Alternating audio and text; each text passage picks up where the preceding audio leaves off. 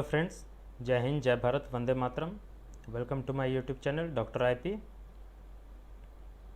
हम लोग बात कर रहे हैं पेरियोडोंटल डिजीज़ पर, और लास्ट वीडियो में हम लोगों ने डिस्कशन किया था इसके मॉडिफिएबल रिस्क फैक्टर्स पर। आज हम लोग बात करेंगे नॉन मॉडिफिएबल रिस्क फैक्टर्स पर और प्रिवेंशन पर। तो नॉन मॉडिफिएबल रिस्क फैक्टर्स में सबसे पहले आ जाता है एज। तो रिसर्च में ये पाया गया है कि पेरियोडोंटल डिजीज़ का सीधा सीधा संबंध एज के साथ है, उम्र के साथ है। और जैसे जैसे उम्र बढ़ती जाती है, पेरियोडोंटल डिजीज़ होने का खतरा बढ़ता जाता है। और यही कारण है कि बुजुर्गों में पेरियोडोंटल डिजीज़ ज़्यादा व्यापक रूप से पाया जाता है। बुजुर्गों में यानी कि 60 से 70 साल के उम्र वाले बुजुर्गों में पेरियोडोंटल डिजीज़ कहीं ज़्यादा व्यापक रूप से पाया जाता है 40 से 50 साल के उम्र वाले लोगों से अगर तुलना की जाए तो। अब बात करेंगे हेरिडिटरी पर। तो आनुवंशिकता भी अन्य कारणों के साथ एक कारक है जिसकी वजह से कुछ लोग ज़्यादा ससेप्टेबल होते हैं पेरियोडोंटाइटिस के। तो genetic factor, environmental factor and demographic factors का एक बहुत ही वाइड वेरिएशन देखने को मिलता है अलग अलग रेशियल और एथनिक पॉपुलेशन में।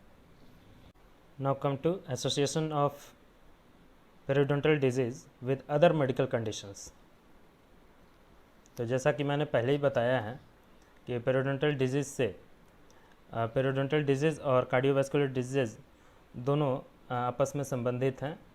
और पेरियोडोंटल डिजीज़ से कार्डियोवास्कुलर डिजीज़ होने का खतरा 19% ज़्यादा बढ़ जाता है, और यही खतरा 44% तक ज़्यादा बढ़ जाता है 65 और 65 से ज़्यादा के उम्र वाले लोगों में।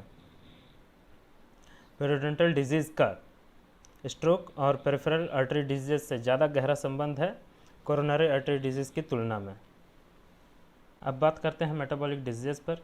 तो there are bidirectional relationship and synergism between periodontal disease and diabetes.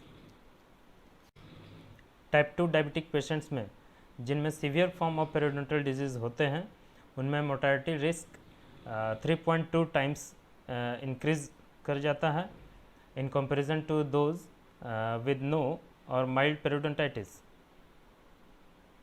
ये भी कि टाइप 2 डायबिटिक पेशेंट्स में पेरियोडोंटल थेरेपी से ग्लाइसेमिक कंट्रोल भी इम्प्रूव होता है। कुछ स्टडीज़ में पेरियोडोंटाइटिस और इंसुलिन रेजिस्टेंस का भी आपस में लिंक पाया गया है, बट इसके स्ट्रॉन्ग एविडेंस नहीं है और ये अभी भी रिसर्च और स्टडी का टॉपिक बना हुआ है। अब बात करेंगे ओबेसिटी पर। तो ये देखा गया है कि ओबेसिटी से, मोटापा से पेरियोडोंटल डिजीज़ होने का खतरा बढ़ जाता है। ओबेसिटी से पेरियोडोंटल टिश्यूज़ पर ऑक्सीडेटिव स्ट्रेस इंक्रीज कर जाता है, जिस कारण पेरियोडोंटल टिश्यूज़ का डिस्ट्रक्शन होने लगता है। Now come to adverse pregnancy outcomes. Periodontitis is related to adverse pregnancy outcomes which include maternal infection, preterm birth, low birth weight, preeclampsia and other microbiological and immunological factors. Low socioeconomic status, smoking and urinary tract infections are already known to be associated with the premature birth. और अभी recently studies में ये पाया गया है कि preterm birth incidents are strongly linked with periodontal disease. अब बात करेंगे रूमेटॉइड अर्थराइटिस पर। तो पेरियोडोंटल डिजीज़ रूमेटॉइड अर्थराइटिस के पेशेंट्स में ज़्यादा देखने को मिलता है, और उन पेशेंट्स में ये ऑटो इम्यून रिस्पॉन्स के लिए भी रिस्पॉन्सिबल होता है। पेरियोडोंटल डिजीज़ और रूमेटॉइड अर्थराइटिस दोनों का पैथोजेनिक मैकेनिज्म सिमिलर होता है। रूमेटॉइड अर्थराइटिस के पेशेंट्स में एल्वियोलर बोन डिस्ट्रक्शन भी ज़्यादा देखने को मिलता है, और इस कारण उनमें दांत जल्दी गिर जाते हैं। अब बात करेंगे रेस्पिरेटरी डिजीज़ पर। तो बहुत से स्टडी में ये पाया गया है कि COPD, chronic obstructive pulmonary disease के पेशेंट्स में पेरियोडोंटल डिजीज़ ज़्यादा व्यापक रूप से पाया जाता है। ये भी पाया गया है कि पेरियोडोंटल माइक्रो ऑर्गेनिजम्स भी बैक्टीरियल निमोनिया के कारक होते हैं। बात करते हैं सीकेडी पर।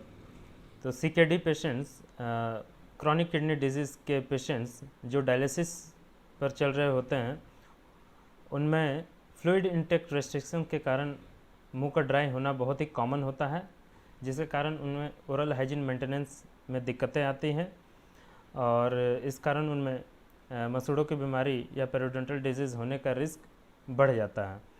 तो सीकेडी पेशेंट्स विथ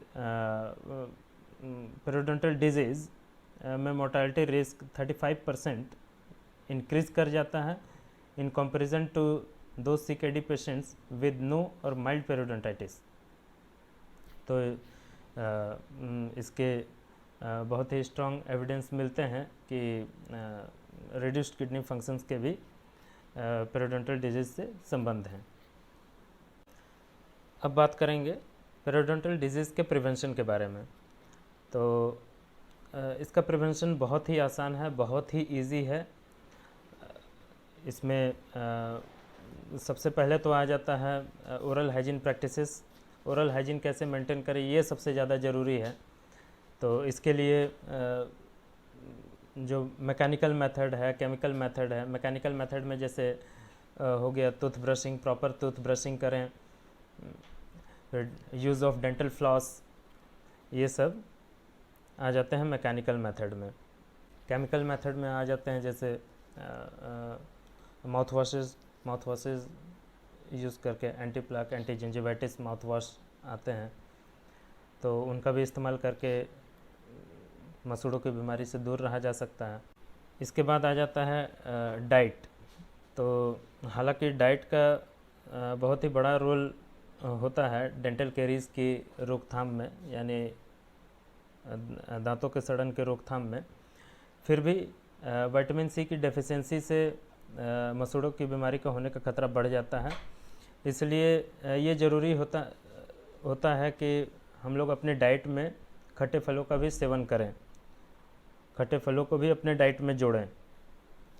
और क्योंकि विटामिन सी और विटामिन ई दोनों का एंटीऑक्सीडेंट प्रॉपर्टी मसूड़ों को इन्फ्लेमेशन से बचाता है और उन्हें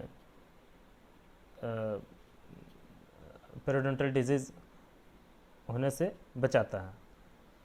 complete diet full of vegetables and fruits and low sugar and fat diet बहुत ही बड़ा रोल प्ले करता है मसूड़ों को स्वस्थ। इसी तरह से यूज़ ऑफ फ्लोराइड।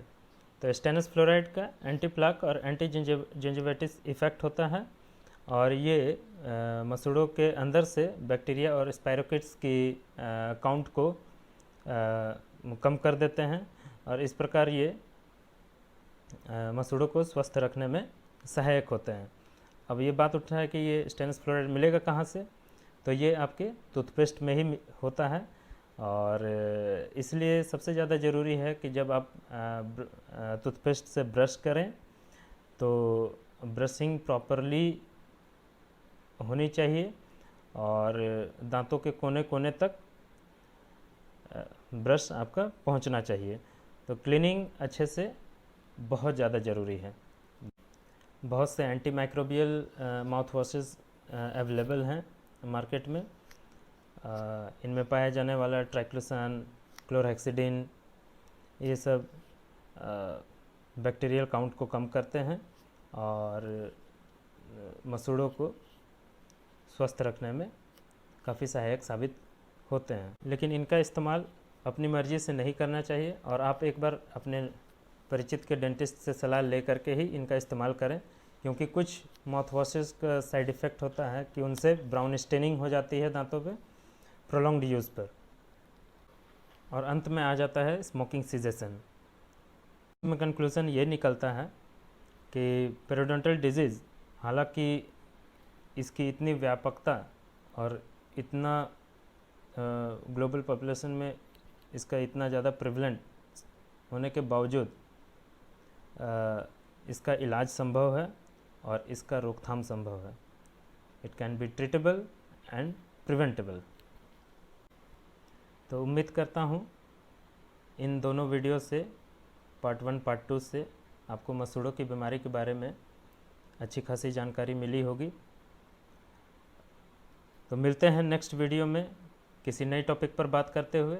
तब तक के लिए जय हिंद, जय भारत, वंदे मातरम।